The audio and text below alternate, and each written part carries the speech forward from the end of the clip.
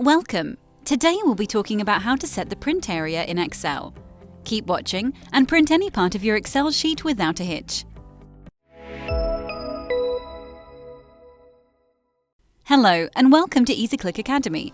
My name's Maria, and together with our EasyClick team, we're here to make sure you'll be able to use Excel in a quick and easy way, thanks to our digestible video tutorials.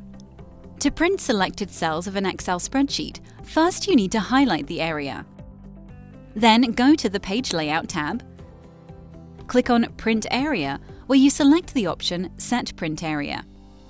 Now, if you go to the View tab up here and click on Page Break Review, you'll see how the selected area is distributed on pages. Here, the data is spread on 3 pages, but if this is not convenient enough, we can change that. Let's say we want to include the June figures on page 1.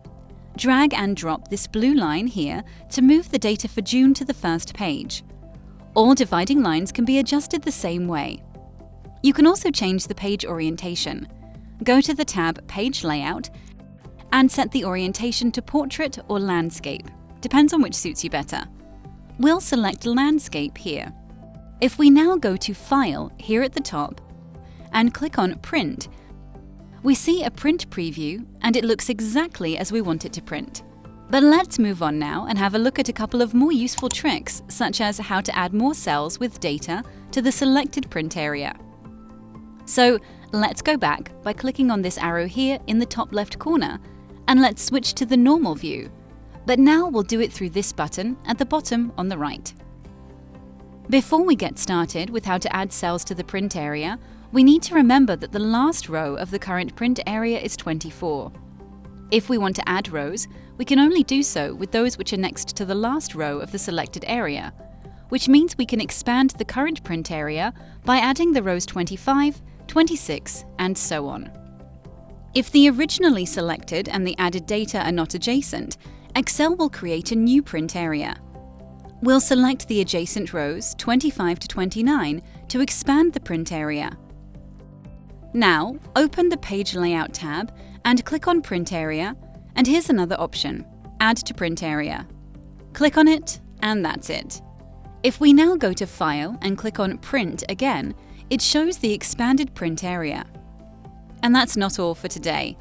Sometimes you might need certain rows or columns to repeat.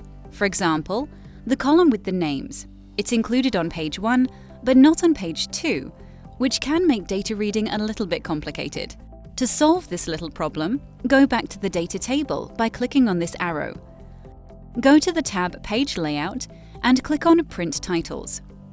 You'll see a window where you can specify rows to repeat at top or columns to repeat at left. We want to repeat the column with names, so we'll click on this option. Select the column A and confirm the choice with OK.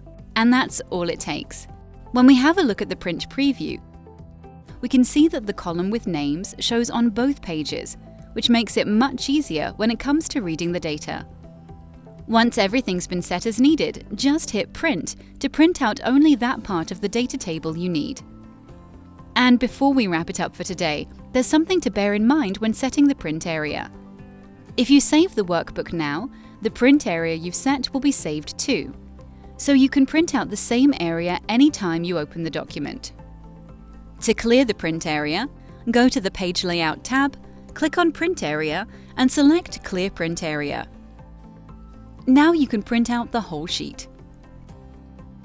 If you'd like to know how to add a header or a footer in Excel, watch more tutorials by EasyClick Academy. The links to the videos are included in the description below. If you found this tutorial helpful, give us a like and watch other video tutorials by EasyClick Academy. Learn how to use Excel in a quick and easy way. Is this your first time on EasyClick?